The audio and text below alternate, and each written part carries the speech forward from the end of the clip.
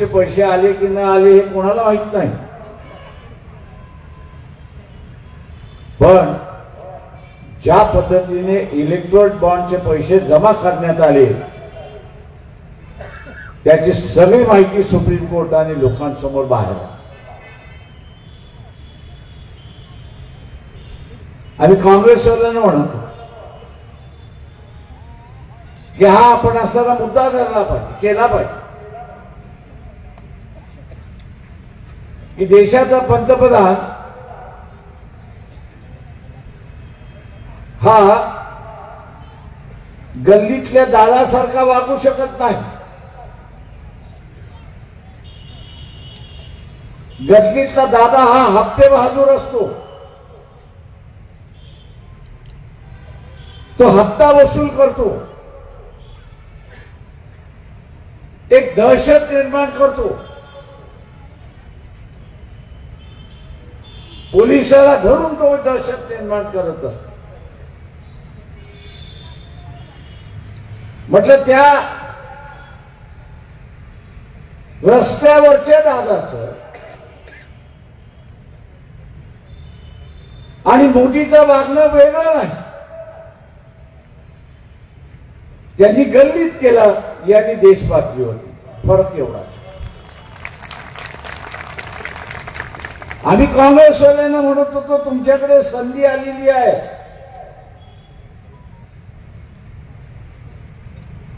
की लोकांसमोर सांगणं की नरेंद्र मोदी हा पंतप्रधानाच्या खुर्चीला लायक नाही, तर तो गल्लीतल्या दादासारखा वागतोय हे असताना बघा, एका गल्लीतल्या गुंडासारखं वागतोय हे आपण बघा.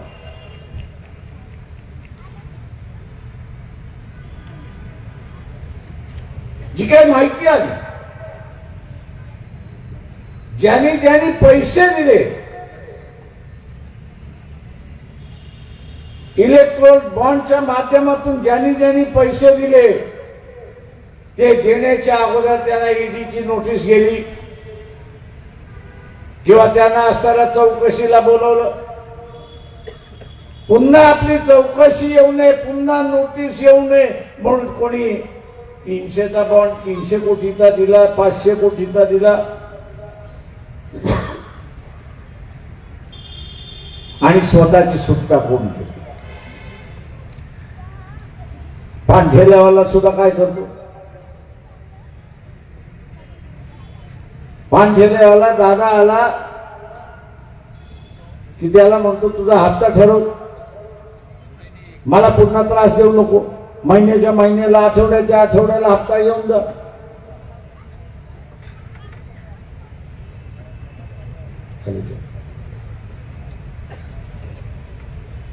महिन्याच्या महिन्याला हप्ता घेऊन जा. तो दादाही म्हणतो हप्ता आला बस झाला, आपण ह्याला त्रास देण्याची गरज नाही. या कंपनीने सुद्धा असणारा इलेक्ट्रोल बॉन्ड मार्फत हप्ता दिला आणि त्यांच्या असणाऱ्या इन्क्वायऱ्या थांबल्या, अशी परिस्थिती आहे. म्हटलं मुद्दे आपण उचलू, लोकांसमोर हे मांडू, पण नाही.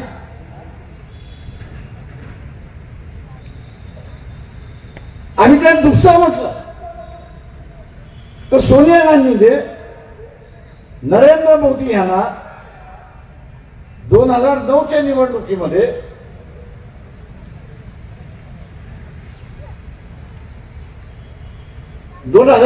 च्या निवडणुकीमध्ये गुजरातच्या राज्याच्या निवडणुकीमध्ये मोदीने असताना मौत का सौदागर म्हणून म्हटलं. आता ह्या इलेक्ट्रोल बॉन्ड मध्ये तुम्हाला असणारा पुरावा मिळालाय. काय पुरावा मिळालाय की जे ड्रग्ज म्हणजे औषध, फूड अँड ड्रग्ज या डिपार्टमेंटने, या खात्याने बॅन केली, बंदी आणली की ही औषधं जर बाजारात गेली तर माणसं पटापटा मारायला सुरुवात होती. ही पटापटा मारायला सुरुवात होती.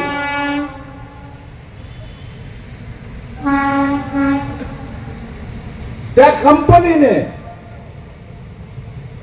त्या कंपनीने 800-900 कोटी दिले आणि त्यांच्यावरची बंदी उठली, त्यांच्यावरची असणारी बंदी उठली.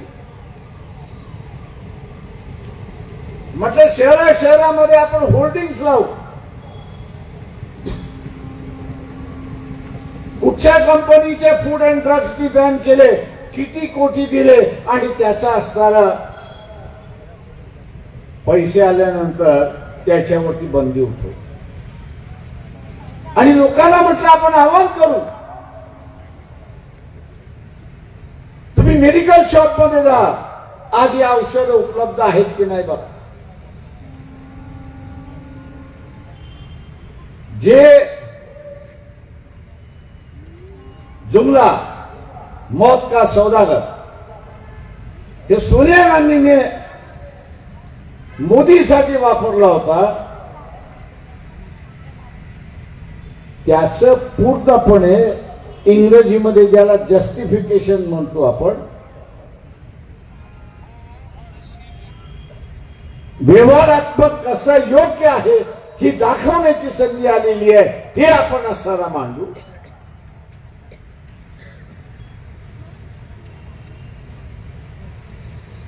पण नाही, किंवा ज्याचा असताना उल्लेख केला इथे असताना प्रियदर्शी तेलंग यांनी, या देशामधले 16 लाख हिंदू कुटुंब 2014 नंतर ते राज्यसभेमध्ये उत्तर येईपर्यंत भारत देश सोडून गेले, नागरिकत्व सोडून गेले.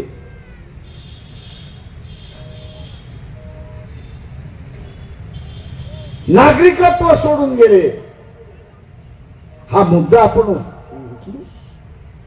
जो सनातन धर्माचा प्रचारक आहे, जो RSSचा प्रचारक, बजरंग दल असताना हा जो प्रचारक, याला आपण विचारू की बाबा तुम्ही कुठच्या तोंडाने लोकांकडे मत मागायला जाणार आहात, कुठच्या तोंडाने तुम्ही मत मागायला जाणार आहात की मोदीला असणारा मत द्या. ज्यावेळेस सरकारच मान्य करतंय की 17 लाख कुटुंब 2014 पासून उत्तर देईपर्यंत भारताचं नागरिकत्व सोडला निघून गेले.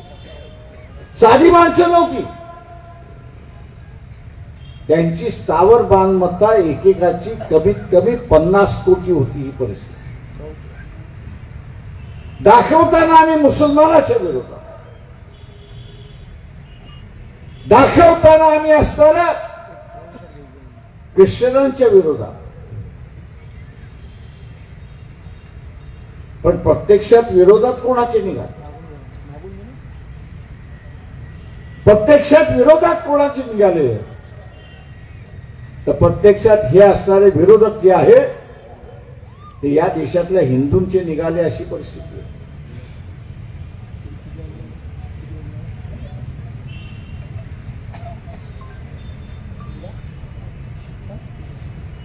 मी या सनातनवाल्यांना विचारतो, RSS वाल्यांना विचारतो, तुमची कुठच्या तोंडाने तुम्ही मतं मागणार आहे. आणि माझी जनतेला अपील आहे की जो जो कोणी भारतीय जनता पक्षाचा कार्यकर्ता मत मागायला येईल त्याला म्हणा प्रकाश आंबेडकरांनी मांडलेलं हे खरं आहे की नाही, आहे की खोटं आहे त्याचं सांग.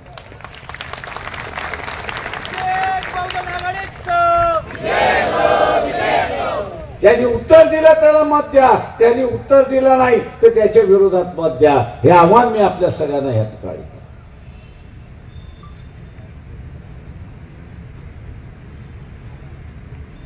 आज जे सांगितलं जातं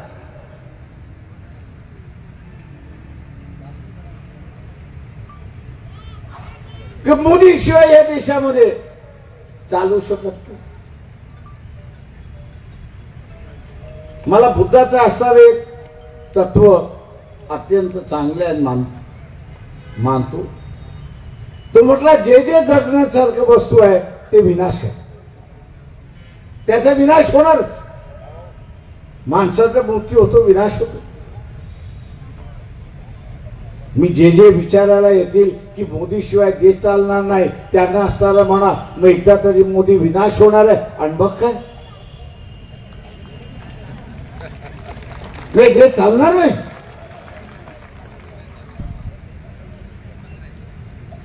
हा जो बेवकूफपणा चाललेला आहे याच्यातून सावध राहा. एक हिटलरचं उदाहरण, हिटलरने सुद्धा किती एका भाषणामध्ये जेवढे जर्मन मधले ग्रेट माणसं झाली त्यांची नावं घेतली, पण एका जर्मन माणसाचं नाव घेतलं नाही का त्याला माहित होतं की त्याचं नाव घेतलं तर माझी सगळी थिअरी बद्ध होती. आणि सामान्य माणसांनी सांगितलं mister Hitler you have forgotten, तुम्ही विसरलाय एकाचं नाव घ्यायला, आणि तो म्हटला कार्ल मार्क्स. हिटलरच्या लक्षात आलं की आपण आता जोराने हिटलरला कार्ल मार्क्सला कवटाळलं पाहिजे, नाहीतर तो लोकांचा हिरो होईल आणि मीच हिरो होऊन जाईल. आणि त्याच सभेमध्ये हिटलर म्हणाला O the great great great Karl Marx. मी त्याला कसा विसरू. मी उल्लेख करण्याच्या अगोदर सामान्य माणसाने उल्लेख केला म्हणून आपल्याला असं वाटतं की मी विसरू, पण मी असताना कार्ल मार्क्सला विसरू शकत.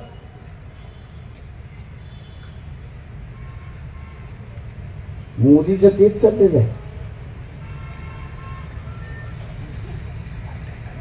त्याला आठवण केली अरे बाबा तू आता आलायस, याच्या अगोदर 50 साली हा देश स्वातंत्र्य झाला,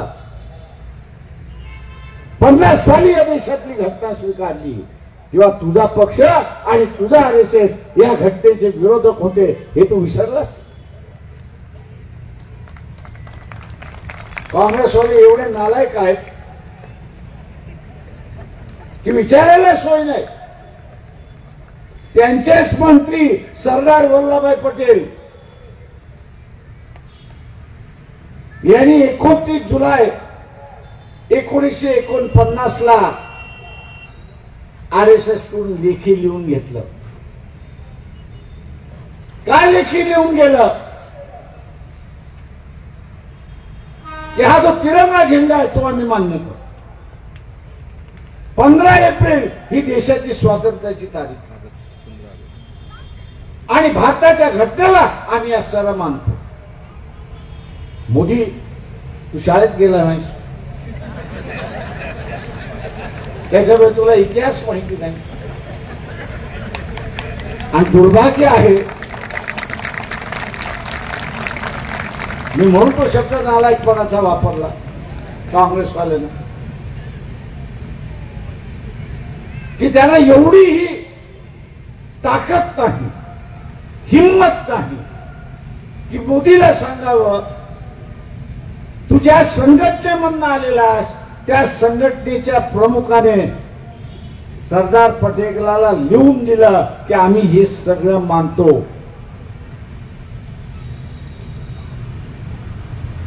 हे सगळं मी असं मानतो. आणि त्याचा मी जे तारीख सांगितली त्याचा GR निघालेला हे आपण लक्षात. जेव्हा आम्ही घटना राबवतो 370 तुम्ही रद्द केलं आणि म्हणून आम्ही घटना राबवतो आणि दर दिवशी तू असताना पायतळी तुडवतोयस ना, अशी परिस्थिती. आणि मोदी आता हे का बोलायला लागला तर त्याच्याच मंत्रिमंडळातली निर्मला सीतारामन ज्या फायनान्स मिनिस्टर आहेत त्यांच्या असणाऱ्या पतीची निर्मला सीतारामन यांच्या पतीची 5 दिवसापूर्वी मुलाखत आलेली आहे. सोशल मीडियावरती आहे, युट्यूबवरती त्यांची मुलाखत आहे. आणि त्यांनी या सरकारवरती आरोप केलेला आहे की 2024 मध्ये मोदी जर पुन्हा आला, त्यांनी 3 गोष्टी सांगितल्या. एक, 2029 मध्ये निवडणुका होणार नाही. त्यांनी असं म्हटलं की 2029 मध्ये निवडणुका होणार नाहीत. दुसरं त्यांनी असं म्हटलं की या देशाचा नकाशा बदललेला असेल. आणि तिसरं त्यांनी असं म्हटलं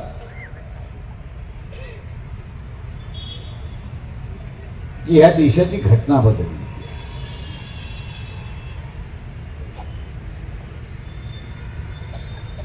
आपल्याच पक्षामध्ये लोकांनी भांड फोडल्यामुळे मोदी आता जागोजागी आम्ही कसं घटना वापरतोय, घटना कशी लावतोय आणि कसं आम्ही जतन करणार हे जागोजागी त्या ठिकाणी सांगतोय. मगरमच्छ के आंसू म्हणून हिंदीमध्ये जी म्हण आहे तीच मोदी आता वापरायला लागलाय कि मगरमच्छ के आंसू रो रहा है और ये कह रहा है कि हम संविधान मानते हैं और संविधान को लागू करें. हा 1 नंबरचा खोटारडा आहे.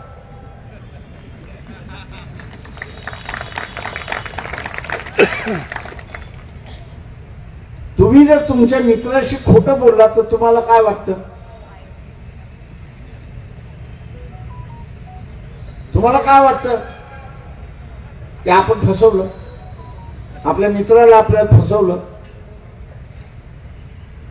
आणि म्हणून कधीतरी जाऊन आपण त्याला म्हणतो अरे बाबा मी तुला फसवलं, मला माफ कर.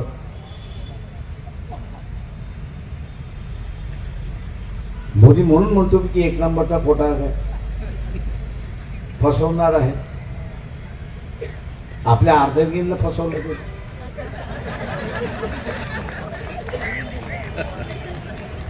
महिलांनो, सगळ्या महिलांना सांगा की याला पुन्हा पंतप्रधान कराल तर हा फरमान काढेल, त्या मुसलमानासारखा फतवा काढेल, तो हिंदू संस्कृतीचा सत्यानाश लावेल, कुटुंब व्यवस्थेचा सत्यानाश लावेल. ते याच्यापासून सावध हो.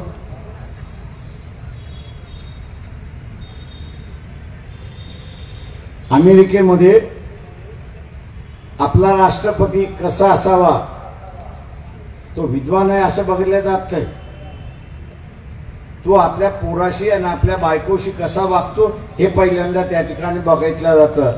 तो जर आपल्या बायकोशी आणि पोराशी नीट वागत असेल तर तो आपल्याशी नीट वागेल असं लोक तिथले ठरवतात. हा जिथे आपल्याशी नीट वागत नाही तर तो तुमच्याशी काही नीट वागत. आणि म्हणून मित्रो, जे मोदी मोदी मोदी मोदी मिलिटरीवाले जे करत होते, आता तुम्ही असणारा चॅनल उघडा त्या मिलिटरीवरच्या डिस्कशन वाल्यांचं, तर तुम्हाला असं दिसेल तर ते आता म्हणायला लागले की याच्यासारखा नालायक माणूस दुसरा कोणी. माझं नाही मत आहे, वेळ मिळाला ते युट्यूब बघतो मी.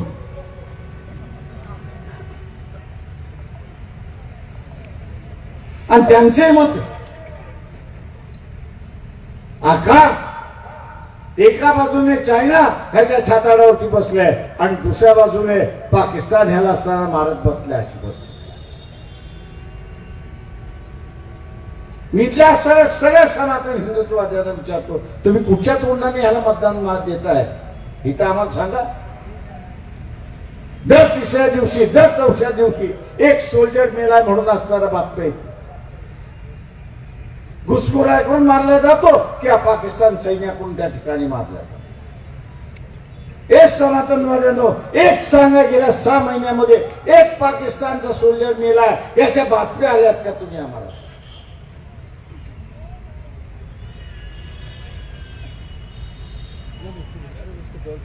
फसवा राजकारण फक्त या ठिकाणी चाललंय.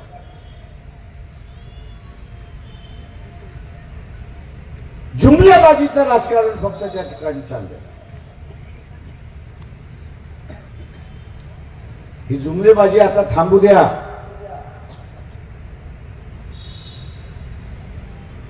तुमची जुमलेबाजी तर थांबली नाही तर या देशाला संकटामध्ये गेल्याशिवाय राहणार.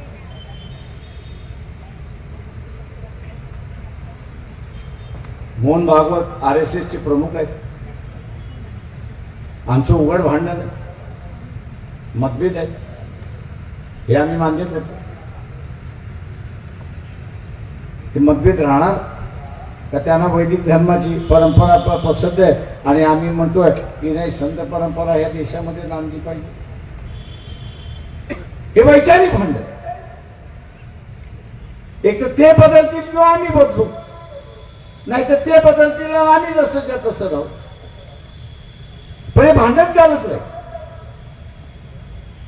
पण मोहन भागवत एक आम्हाला ह्याचं उत्तर द्या, सनातनवाद्यांना एक उत्तर द्या, हिंदू महासभेवाल्यांनी एक उत्तर द्या, किंवा इथला असणारा RSSचे जे स्वयंसेवक आहेत त्यांनी असणारा आम्हाला उत्तर द्यावं की मागच्या 6 महिन्यामध्ये, वर्षभरामध्ये मोदी हा मोहन भागवतांना भेटला का?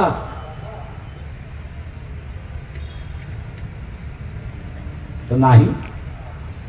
मोहन भागवतांनी मोदींकडे भेटीची वेळ मागितली की नाही हे सांगा, आणि मोदीने ती दिली का ती सांगा.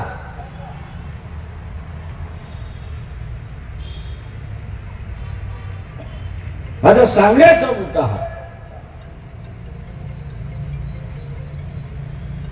या माणसाने, मोदीने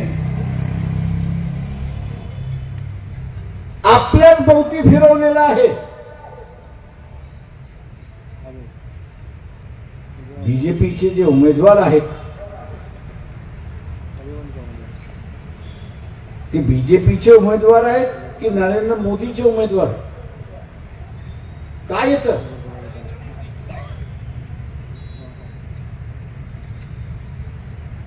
बीजेपीचे उमेदवार कोण? नाव काय त्यांचं? आपल्याला विचार, तो बीजेपीचा उमेदवार की मोदीचा उमेदवार? मोदीचा. म्हणजे त्यांनी भारतीय जनता पक्ष संपवला आणि मोदी रिप्लेस केला, अशी असणारी परिस्थिती. आणि म्हणून आपण बघत असाल काँग्रेस संपली पाहिजे, डावे संपले पाहिजे, अमुक संपलं पाहिजे, असं मोदीचं भनकुराम त्या ठिकाणी चाललंय.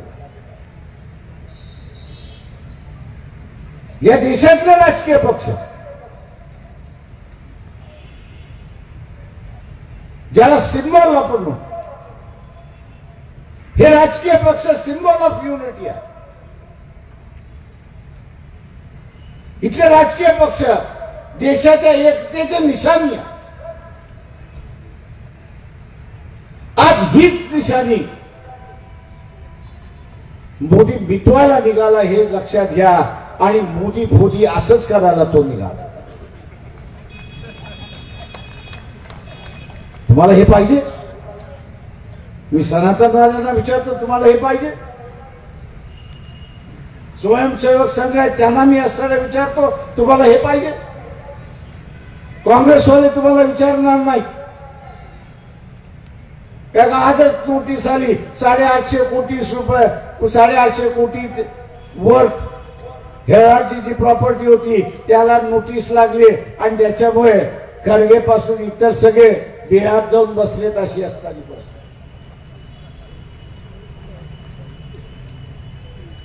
आम्हाला ईडी बिडी लागत नाही.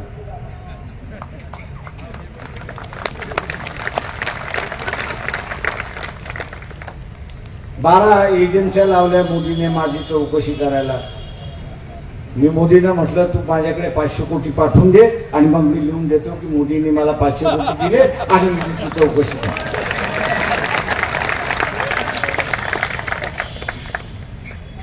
माझे यावेळेस इलेक्शनचे ॲफिडेव्हिट शोधली. त्या कलेक्टरच्या ऑफिसमध्ये माणसं तुम्ही दाखल केल्या 2 जण आले, आणि ते आम्हाला कॉपी पाहिजे. म्हटलं त्यांना काय सापडलं? ते म्हटले मागच्यापेक्षा तुमची प्रॉपर्टी कमी झाली होय म्हटलं, मी आता पेन्शनर झालो.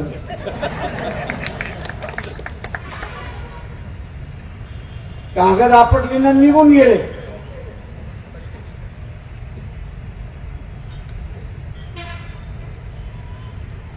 आणि म्हणून जी खरी परिस्थिती आम्ही त्या ठिकाणी मानतो. मला आव्हान आहे आपल्या सगळ्या की इथे जी व्यवस्था 50 वर्षात 70 वर्षात उभी राहिली तिला कोलमडायला हा माणूस मिळाला.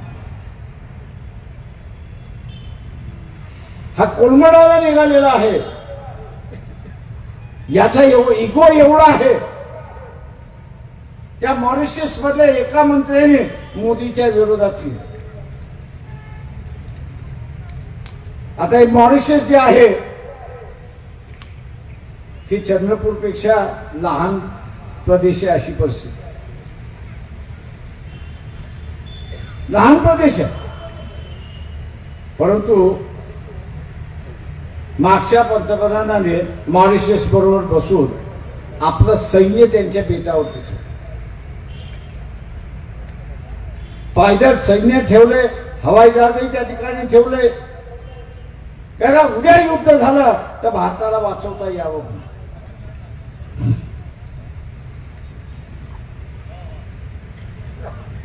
त्या मंत्र्याने ट्विट काय केलं, तो मोदीने त्यांचा असणारा टुरिझम संपवण्याचा म्हणजे इन्कम सोर्स होता तो संपवण्याचा भाग सुरुवात केला.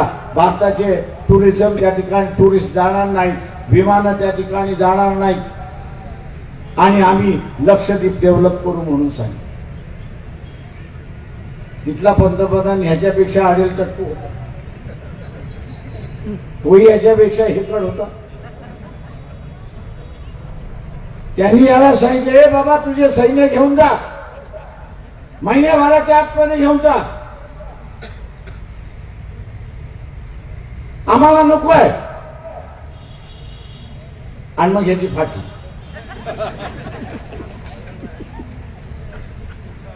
आणि मग फॉरेन सेक्रेटरी जयशंकरला त्या ठिकाणी पाठवायला लागला. अरे बाबा आम्हाला असं म्हणायचं होतं, तसं म्हणायचं नव्हतं, आम्हाला तसं करायचं नव्हतं. 56 इंचाची छाती 2 इंचाची झाली अशी परिस्थिती. हे चंद्रपूर एवढं सुद्धा ते राज्य नाहीये. जेवढं चंद्रपूरचं उत्पन्न आहे तेवढंही त्यांचं उत्पन्न नाही. त्यांनी या मोदीला झुकवलं आणि सांगितलं माफी मागायला सांग, बघाचा आम्ही असताना तुमच्या सैन्य ठेवू. प्रश्न मिटलेला नाही. पण याला ही धमकी देता आली नाही. तो सैन्य काय काढायला लागतो, मी अजून सैन्य पाठवतो आणि तुझाच प्रदेश मी तुला ताब्यात घेतो. हिंमत लागते, गाठ्या खाऊन हिंमत येत नाही.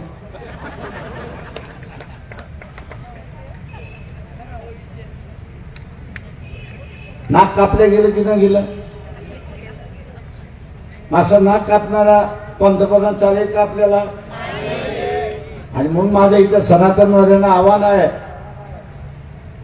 संघवाले जे आहेत आपलं भांडण चालत राहील. तुमचं स्वतःचं अस्तित्व राहण्यासाठी ह्याला पाडा, नाही तर हा तुम्हालाही सुद्धा संपून राहील एवढं लक्षात घ्या. दाखवतोय काँग्रेस, पण तो संपवतोय संघ.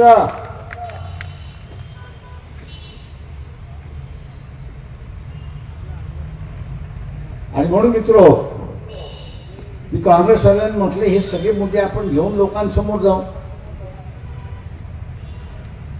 ते एवढे घाबरले, प्रकाशराव आम्ही तुम्हाला 2च जागा देऊ, त्याच्या पलीकडे देणार. अरे म्हटलं बापदादाची इस्टेट समजलं की काय. आणि जसं आम्ही ठरवलं आता तुमचं नाही आम्ही आमचं बघून घेऊ, नाही 6 देतो 9 देतो. आता म्हटलं किती दिले तरी फरक पडणार नाही. बीजेपीला आम्ही अंगावरती घेतलं. आज असं उमेदवार मिळत नाही अशी असणारी परिस्थिती.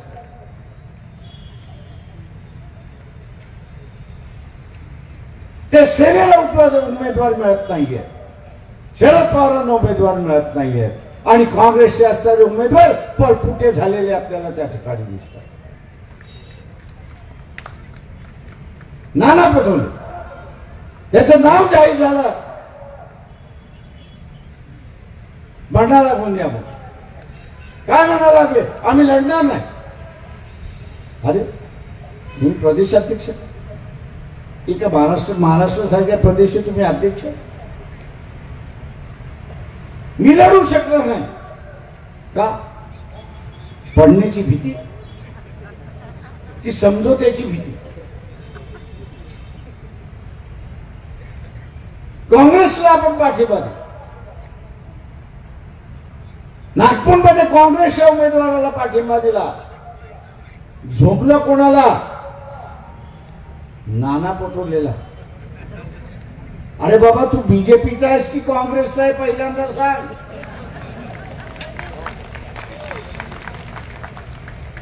या असे आस्तीचे निकाले काँग्रेसवाल्यांनो तुमच्यामध्ये बरेच आहेत.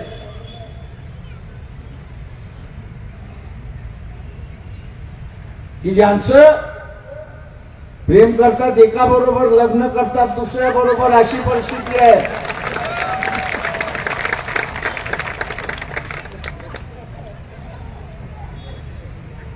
भारतीय जनता पक्षाची परिस्थिती त्याच्यापेक्षा वाईट आहे.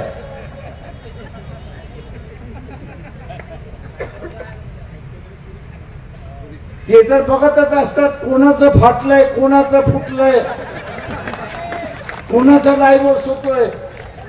नसेल तर डायव्होर्स घ्यायला लावतात आणि त्यांच्याशी लग्न करत बसले.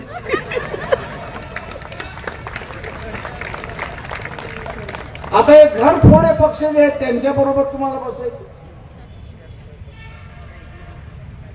त्याच पक्ष फोडतायत. उद्या देश फोडला, कोणाला माहिती?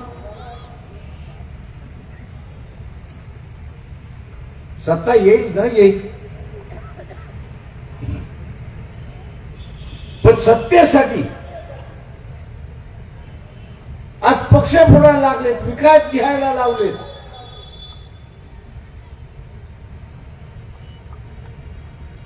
भात हा शिजलाय, आपण हात घालत नाही त्याच्यामध्ये. एक शीत घेतो, एक दाना घेतो आणि बघतो, आणि त्याच्यावरनं आपण कळतोय. यांची वृत्ती आपल्याला एका दाण्यावरनं कळली पाहिजे की आज पक्ष फोडायलाही कमी करणार नाही, उद्या कोणाला विकायलाही कमी पडणार नाही, हे लक्षात. आणि म्हणून असंच नीतीशून्य असणारे पक्ष, नीतीशुद्ध असणारे पक्ष, ज्यांना लोकांची जिव्हाळा नसणारा पक्ष, उन्हाळ्यामध्ये, हिवाळ्यामध्ये, पावसामध्ये लाख लोक दिल्लीमध्ये बसले. शेतकरी बसला की काम, किमान हमी योजनेचा कायदा करा. जिव्हाळा नाही, तुम्ही गेलात तरी चालेल, पण आम्ही तो कायदा करणार. असे माणुसकीहीन असणारं सरकार, नीतिमत्ता नसणारं सरकार पुन्हा सत्तेवरती बसवणार. पुन्हा सत्तेवरती बसवणार. मला काही जण म्हणतात, प्रकाशराव त्यांनी असणारा अयोध्येमध्ये मंदिराचं उद्घाटन केलं. अरे म्हटलं, तुझ्यासारखा नालायक दुसरा कोणच नाही.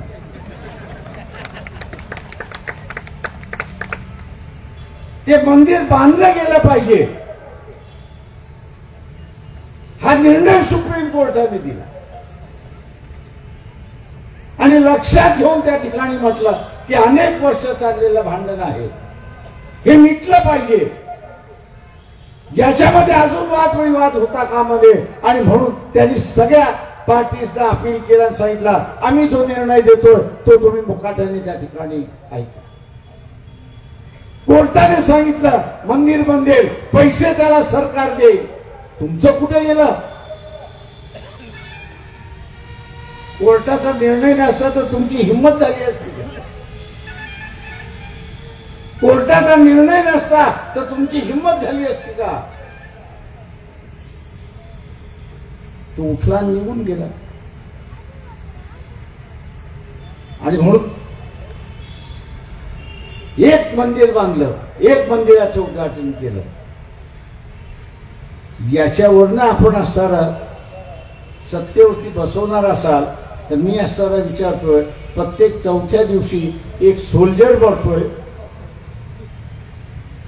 आतंकवादाच्या हातामध्ये मरतोय किंवा पाकिस्तानच्या गोळीच्या ह्याच्यामध्ये मरतोय, त्याला विचारणार कोण?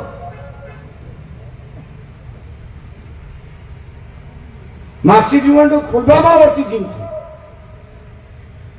आता आर्मी जनरल म्हणायला लागलेत की नियम हा आहे की 20 गाड्यांवरती कॉन्वॉय जाऊ शकत नाही. कॉन्वॉय हा जो आहे तो 20 गाड्यांच्या वरती जाऊ शकत नाही. मोदी तुम्ही असताना तो मेजर ज्यांनी 80 गाड्यांचा कॉन्वॉय केला त्याला विचारलं का की तू 20च्या ऐवजी 80 काय घेऊन गेला? आणि मग आम्ही असा आरोप केला की तुम्ही मुद्दामून केला, तर तुम्ही म्हणा तुमचं देशप्रेम नाही. जिथे नियमाचा उल्लंघन झाला, जिथे नियमाचा उल्लंघन झाला त्याला जबाबदार कोण? जे आर्मीचे रूल्स म्हणतात आहे की 20च्या वरती कॉन्वॉय नसावा, या रूलचं उल्लंघन झालं. 80चा कॉन्वॉय गेला पुलवामामध्ये, याला तुम्ही जबाबदार धरलं का कोणाला?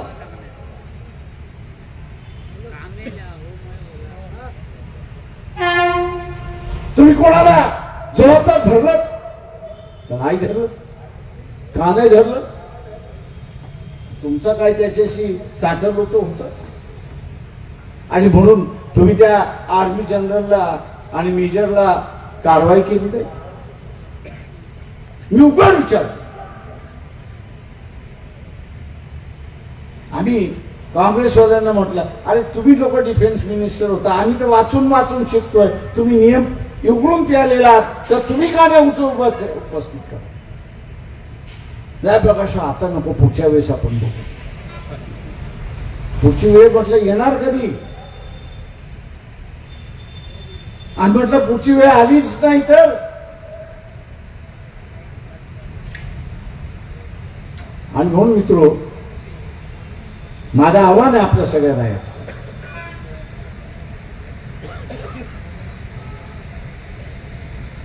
लोकशाही वाचवायची, देशाची इब्रतही वाचवायची.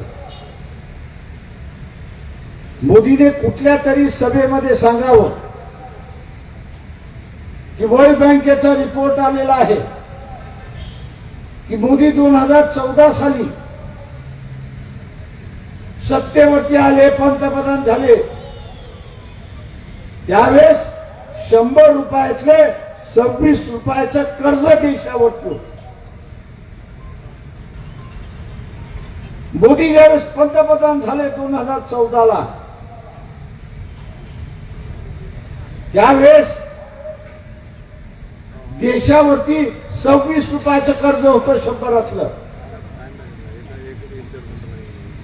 आज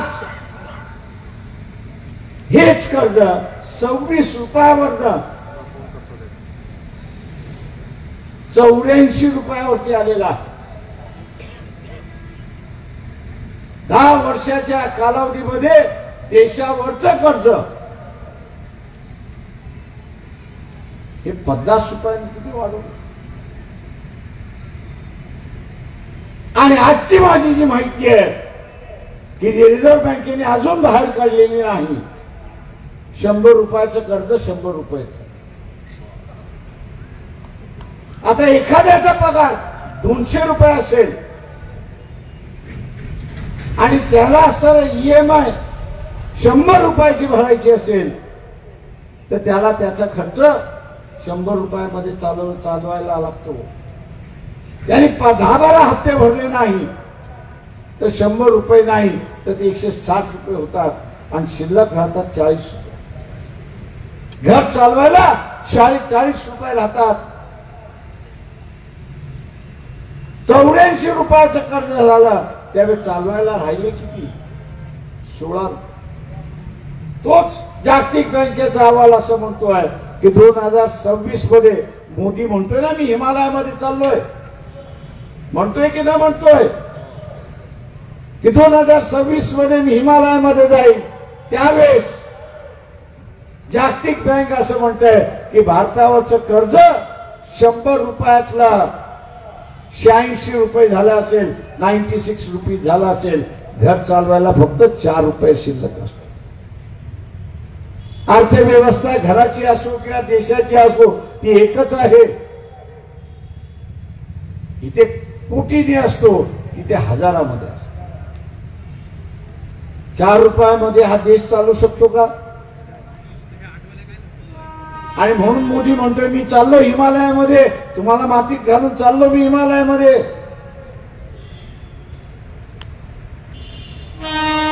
माझं काय, मी चाललो हिमालयामध्ये, तुम्ही तुमचं बघा. हा आपल्याला मातीत घालण्याच्या अगोदर त्याला आपण असताना माती दिली पाहिजे, एवढं असताना लक्षात. आणि म्हणून मी चंद्रपूरच्या जनतेला आवाहन करतो, आणि म्हणून मी सगळ्या चंद्रपूरच्या जनतेला आवाहन करतोय, तुम्ही कुठल्याही पक्षाचे असाल, काँग्रेसमध्ये असाल, बीजेपी मधले असाल, यावेळेस मतदान करत असताना या दोन्ही पक्षांना करू नका. एक असताना ब्लॅकमेलला भीतोय आणि दुसरा देशाला कर्जामध्ये बुडवायला त्या ठिकाणी निघाले. एक भित्रा भागुबाई झालेला आहे, एक भित्रा भागुबाई झालेला आहे आणि दुसरा देशाला बुडवायला निघालेला आहे.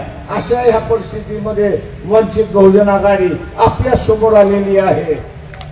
राजेश बेले ह्या निमित्ताने रोड रोलर ह्यांचा असणारी निशाणी आहे. मोदीवरती रोड रोलर आपण फिरूया आणि यांना निर्णायक विजय करूया, एवढं बोलून मी आपली सगळ्यांची रजा घेतो. जय भीम, जय भारत.